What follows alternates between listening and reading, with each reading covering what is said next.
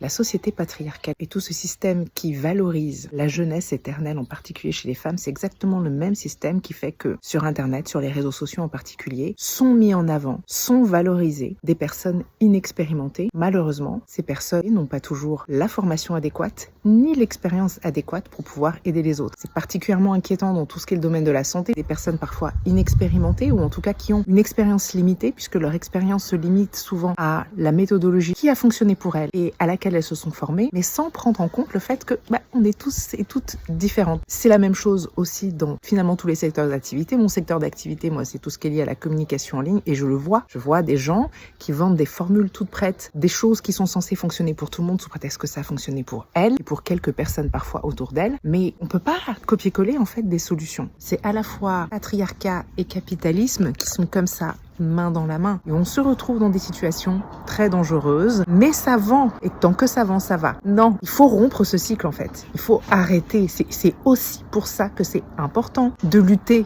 contre ce culte de la jeunesse et valoriser, favoriser, mettre en avant des personnes expérimentées, des personnes qui ont une expertise, qui ont cette sagesse qui vient avec l'âge. Évidemment, c'est pas parce qu'on est jeune ou en début de carrière qu'on peut pas avoir des choses intéressantes à apporter, qu'on peut pas faire preuve de discernement, mais n'oublions pas ce que poussent les algorithmes sur les réseaux sociaux. C'est pas les personnes qui font le plus preuve de discernement et de nuance, et c'est pourtant ce dont le monde a le plus besoin.